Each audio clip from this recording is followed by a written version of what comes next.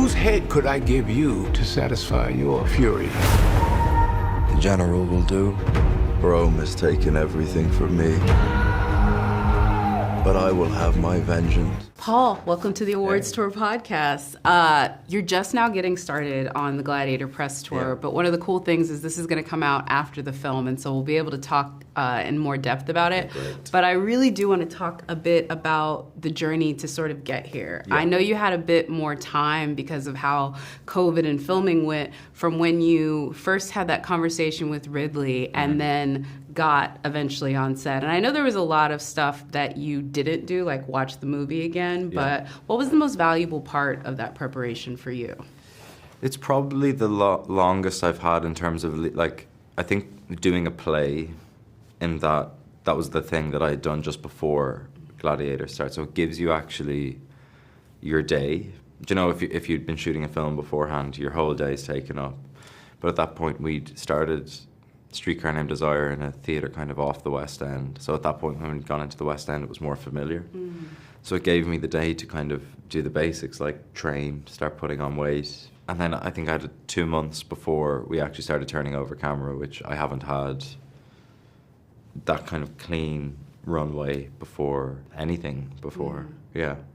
I mean, you've talked so much about what Ridley really sort of did with you as far as the character, but I know he's director of precision, and I'm curious if you could maybe impart how any piece of direction he gave you in a moment that you found to be really dialed into, like he just said that one line and you knew exactly what you needed to do in the scene. Ridley's gift to actors is the world that he sets up. So oftentimes it's what he's not saying, if that makes sense. Like, the work is so profoundly serious to him that he's like, if I'm going to set up this 360 world for you, you better know what you're doing. So it's kind of wordless in that sense. And I also think whatever it was about our understanding about who Lucius was, like, we never had any kind of tete-a-tetes in terms of, like, what's the lay of the land here?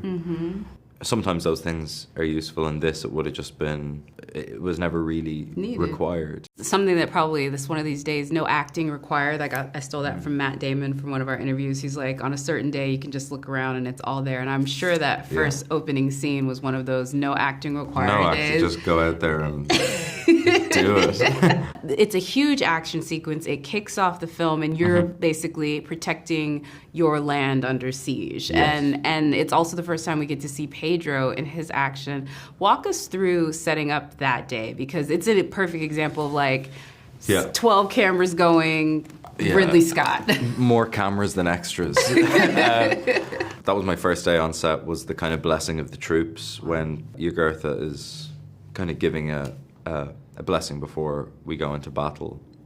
We were kept off set. We're ushered on as the cameras are turning over. You're showing your mark. Yeah. I'm very grateful that I didn't have to speak in that moment, if I'm being totally honest. Yeah. And I think it was a baptism of fire for me, but I felt for Pete being like, okay, you have to start talking now, bud. But it was one of those where I was like, okay, no acting. Well, I think it kind of ties to the point that, like, no acting required, but acting required. Yeah, you weren't phoning it in. No. But it's the kind of thing that it ties to the point of what I'm saying. Is like, Ridley sets it up. Yeah. But you've got to be brave enough to, like, kind of silence the scale and play the character. It's I think it's easy in a context, or felt like it could have been a slippery slope in terms of, if you let the scale and the film play your performance, you'll run out of space. Like, you can get away with it at a certain point, but if you rely on Ridley, you're not holding up your side of the bargain. Yeah.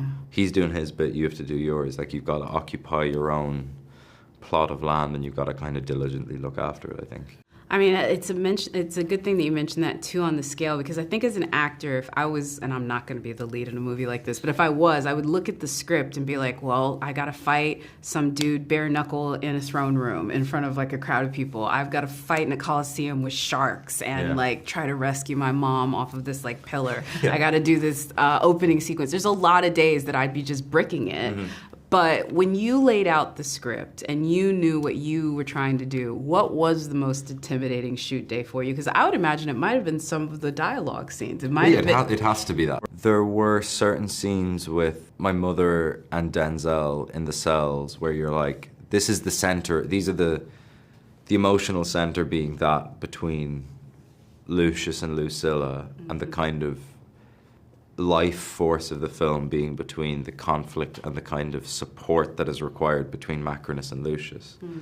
And also you're going into scenes with Denzel. Like it's you can't get away from that fact. Of course they cause you a certain degree of nervousness, but also those scenes would be more familiar to me. Like that's something I know that more than I would know the battle scenes, and the battle scenes are like I'm a boy who loves like you got to play. I got to play. Yeah. So they were days to look. All of it were days to look forward to. Like it's not many actors under the age of 30 you can say that like played opposite Denzel. Yeah, I mean, not many. And then also one that he heaped incredible praise I know, upon that's you, dude. crazy. Like, I would That's frame crazy. that. I know. Oh, I have. You're like, no, Yeah, I I'm have. cutting up the like scrapbooking all of his. No, he's been like, the praise is indicative of the kindness that he showed on set. I think we'd be the first people to say it. Like it wasn't indicative of like a paternal relationship. It was a working relationship, which I think It's even better. is so way better Yeah. because there's not.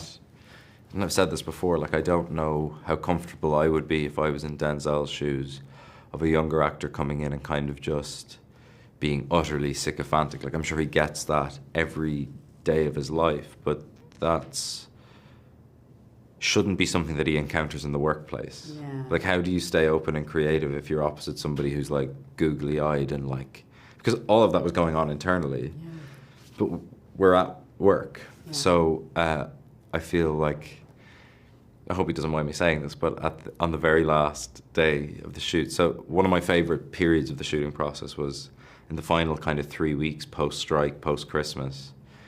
That was when me and Denzel had most of the final sequence together.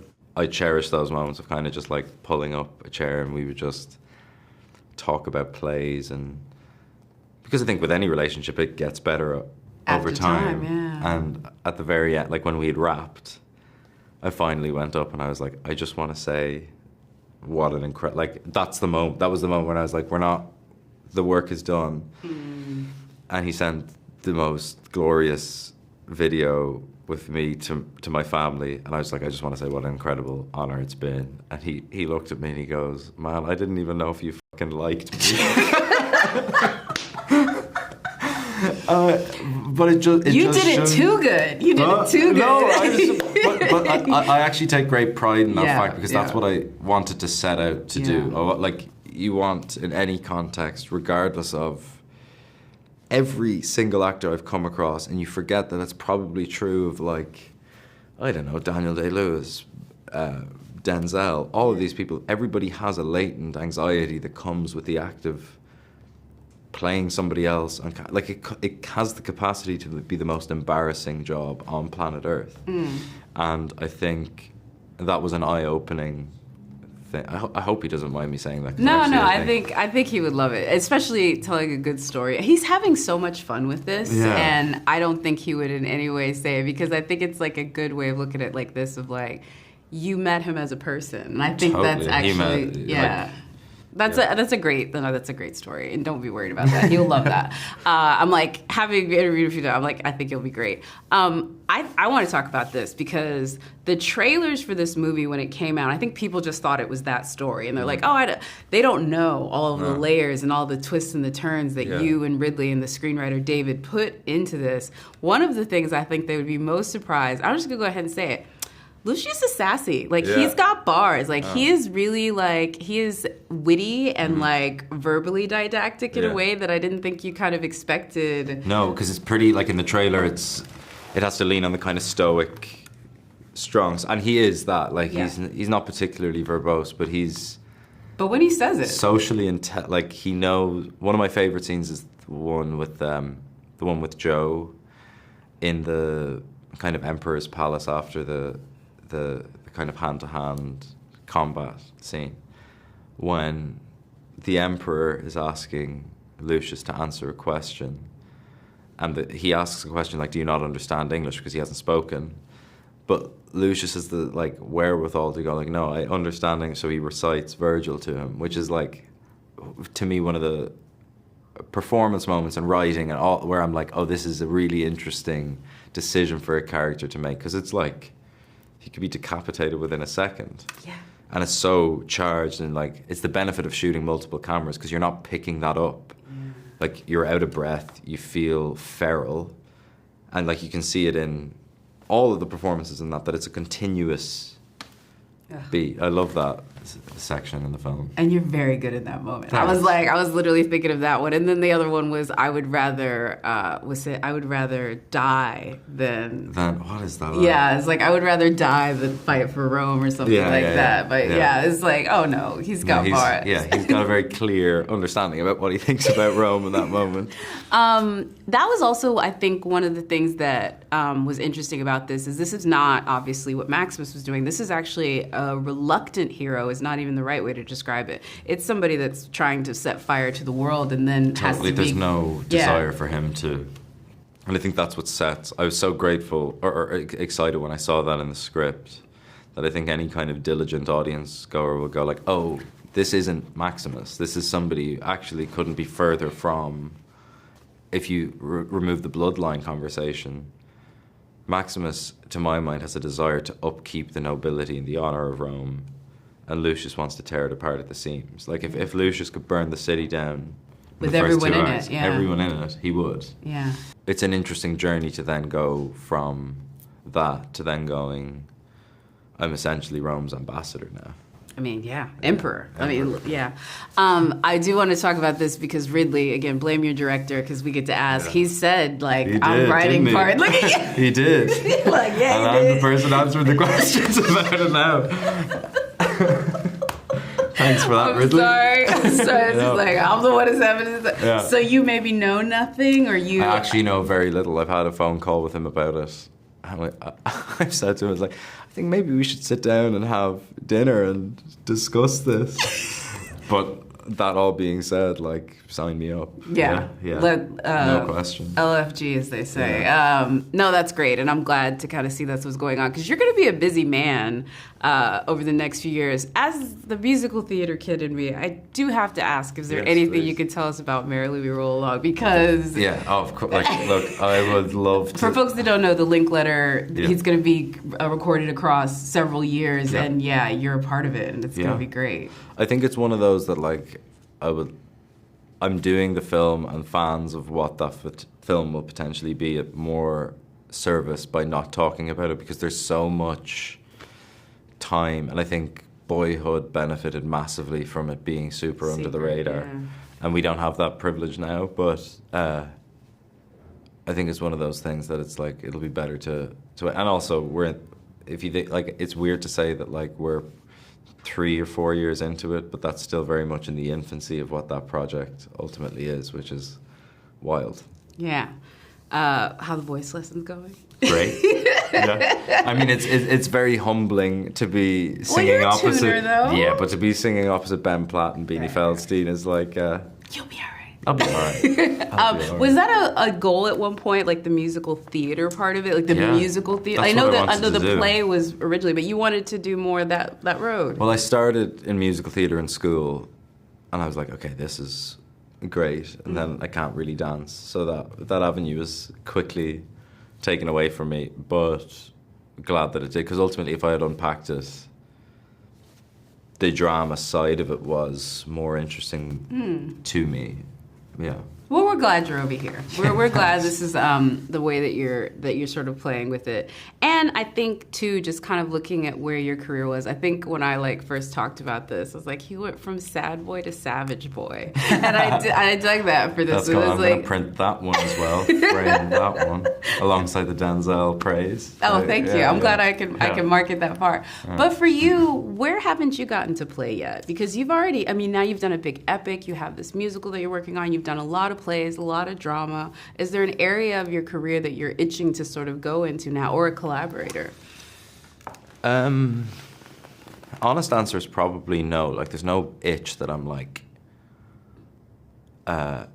in terms of genre, that like I don't really have a deep desire to do a horror, for example, or something like that. But that being said, if the right, yeah, like that's kind of been the only rule that I've set in stone, is like strong convictions weakly held. Like have an idea about what you want to do, but be ready to shift on a sixpence. So with that, I'm kind of open to it. Like obviously, I would love to make a film with Denis Villeneuve or somebody like that, but also I want to start planning with like Ridley, Charlotte, Oliver, all of these wonderful directors, Chloe. Like I think the collaborations that I really admire are ones that you see how the director and the actor are improving by working with each other again and again. It was so funny when I spoke to you the last time for After Sun. It was that year of like the Irish invasion. Yeah. You guys really were showing what a lot of people already knew was just how talented the tiny island of Ireland is, respectively. Yeah. Like pound for pound, you guys definitely bring a lot to the arts. And one thing I've remarked on it now, because I spoke to Saoirse for Blitz, and she mentioned you in her interview and saying how the fact that you both might be on this awards tour together this year was actually really awesome and satisfying. Yeah.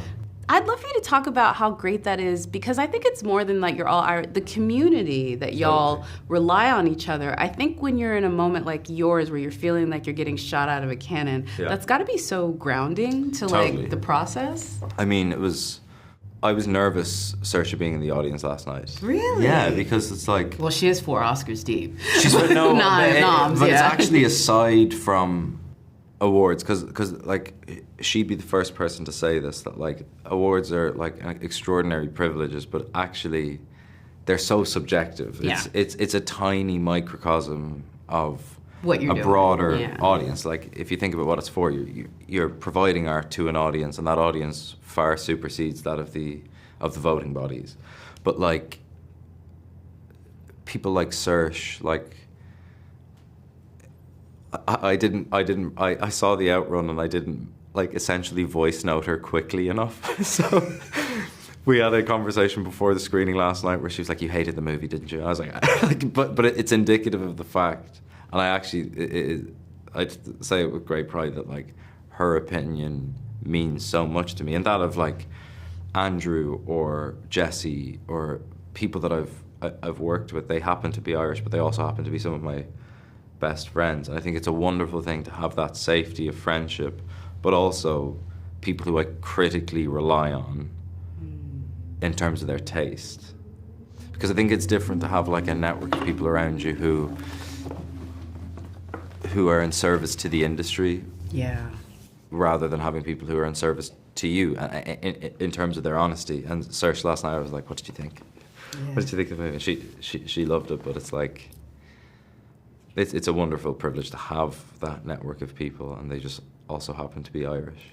I didn't say this last night, but I've read your interview, I read your profile in GQ, and I read when you were talking about with Total Film. I think you're very aware that, like, especially by the time this comes out, the world is going to know who you are. Like, this is it. Like, you know, this is, there's been a leveling up. What's the thing you're most holding to in this moment? Because I think you can appreciate with a movie like Gladiator, no matter what happens, it's, you know what I mean? Like, it's going to be like that from now on. Like, people are going to know you, and it's going to be even more different than even like normal people. I think this is probably naive, but I feel like in some context, a version of that has already happened. Like, of course, that will probably change, most likely, due to the scale of the film. But presently, like, sitting with you today, this is probably the most known that I've been to this point. So that's I've never been able to predict what that feels like up until this point. So there's no reason for me to be able to understand what that feels like after this point. Fair. But I think the worst of it is over, in the sense that the normal people jump was so sharp that I think, like, up until this point, incremental. It's incremental. Like, I think if there's a jump, it might be big after this, but then we're kind of, fingers crossed, that's kind of, let me just start leveling out. Like, but then, like, because there's like, there's not. But you got a long time ahead of you. Like, I look at it, like, you just got started. When I was like getting ready for this, like, it's not even 30. This is insane.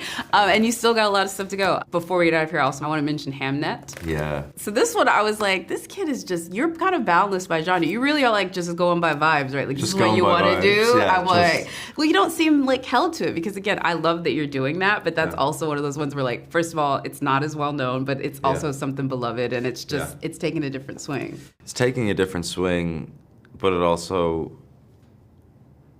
to me, makes total sense. It's like one of the great filmmakers that we have working today, one of the great actors opposite me, like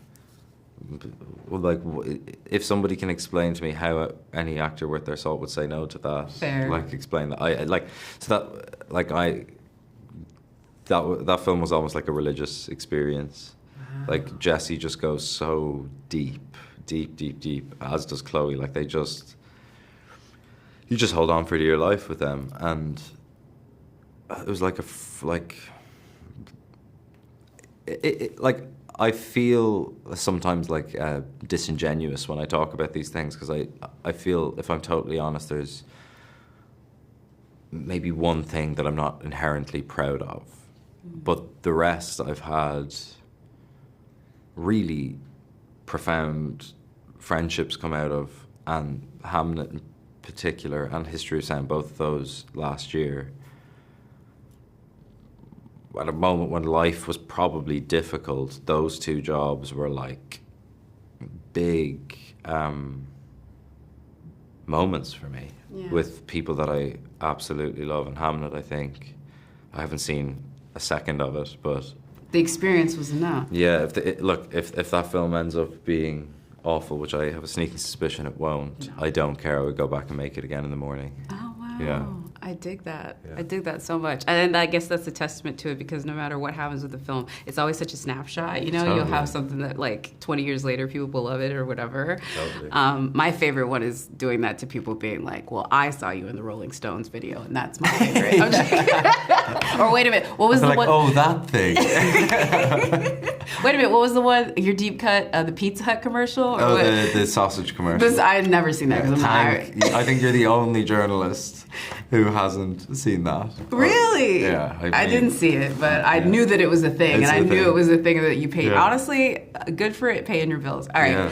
Last question before we get out of here, and it's only because I feel like I have to, because the Irish people are going to watch this video more than anybody that's a fan of me or Gladiator or anything else. Y'all run deep. Thing you want to adopt from Irish culture to bring to America, and then vice versa, now that you've been doing it back and forth a bit more. A little bit more sarcastic humor would go a long way here, I think. That's here, okay. That's like, I would take that from Ireland to Here. the States. What would you give back to us? LA or New York? It doesn't matter. Give us both. Give me both. Read the coast, sweetie. Read the coast. I would take the theater culture in New York and take that to Dublin, because I feel like we have such an appetite and wealth of actors that need an avenue that, like, I'm so deeply jealous of when I go to New York. I'm like, oh, you've got all of this playing space. Mm-hmm. So that's what I would take. LA's trickier. Come harder for LA, man, because I'll join the read. I struggle with LA a bit, but they do good green juices in LA. Let's take the green juices and let's read do that. us for Phil, sweetie. I appreciate it. I'm from Texas, so you can't come for me. I love Austin. That's where I went to school. Yeah, no, great. It's like it's good. Austin's a great place. Good food, very chill. I will say the vibes are different now than where I live there, but it's still fun city. It's gotten much bigger. It's like sort of like, I don't know, as Dublin the way, or where you're not Dublin. I went to drama school in Dublin, but it's different. all changing. Most frequent thing that people are still talking to you about from normal people, because I feel that people are still discovering it now, even though it's been 4 years for the show. Like, especially a girl after a breakup, like they're watching that or something. They're watching that, yeah. What's the thing that they're talking to me most? Yeah, about like that are they job? talking about the rugby scene had its moment for a while? You Rugby know, scene had its moment. You know, Those and then, like slow motion, yeah, like, sweaty shots. So, I mean, I'm not saying that that's Yeah. it, but then also like the scene where you know. If I ever made you feel like this, that was another one that I felt like people were. What's that one? That's the one where I'm sorry if I ever. She's like, you left Oh, me here. the when he doesn't invite her to the Debs. Yeah, that one. There's a kind of deep cut of people who, both me and Daisy have this quite a bit, where super fans of the book feel like deeply disappointed that the line, I'm not a religious person, Marion, but sometimes I think that God made you for me. That's a misquote. But around that, I know what you're talking But that's not in the show, and super fans of the book are like, feel robbed of it. Really? But and I actually probably sympathise with them, but I think I understand why it's not in the show, because it's one of those lines that I think play better in your head than actually trying to... Well, you said it pretty good just then. Just then, well... Because like, if you said it to me, I'd be like, whatever you need, sweetie. Sorry. No, I think... I'm not trying to make it like that chicken shop girl, I swear. It's probably that, but I also think, like, people recognise the, like... Actually, now that they've kind of seen me, Daisy, like Fionn and India all grow up together, like I think they've kind of witnessed our friendship go from there to now. It's like they've kind of got a time capsule, because we didn't really exist in the public world until we all like collectively fell in love with each other, and now they're there. Yeah. I just love that that's going to be something that people are talking to you about. like, what when a you're privilege. the Denzel on the set, they'll be coming and talking to you about like normal people, the way that like people from my mom's generation talk to him about St. Elsewhere. Yeah, like, gotcha. That's where you live with that. Last thing is, you were honored by the Academy. You were one of their gala recipients, alongside Quentin Tarantino and Ridley. So I'm just curious for you. We're gonna like obviously when they told you that this was happening. This is obviously pretty cool, and you knew that it was. But that's another one of those kind of pinch me moments, and like getting ready for this. It's one of those that I was actually, to be honest, nervous to. Really? Because I'm deeply aware that I'm like ultimately in the infancy of my career, but when I unpack like what the actual award is, it's about somebody who's starting out. Yeah. And I do take great pride in the fact that like I want, as a young actor, for young actors to protect theatrical release films. Like I think we need to be conscious in terms of where the films we're making are going, because I think if we don't really pay attention to it, the joyous act of going into a dark room and watching those things together, it won't happen anymore. And I think I've done maybe one film that hasn't, like, I haven't been sure was going to get a theatrical release before signing on to it. Wow, yeah. Well, that's good. I think it's, and I know that's a privileged position to be in, but I think that there's a lot of amazing actors that, and if that's what the awards, that's what I decided to make the award about. No, but that's great. It is an amazing honor. Yeah. Any chance you're gonna pull Quentin aside and be like, hey, Hey, Quentin. I know there's only one left, buddy. Here I am. No, I'm just kidding. No, I don't know what the hell I'm gonna say to either of them. I'm like, hey. I'll be there. It'll be You'll great. be there, yeah. It'll be great. Paul, thank you so much for your time Thanks today. very much. Congratulations on the film, and we'll see you next time on the awards tour. See you around. Thank you.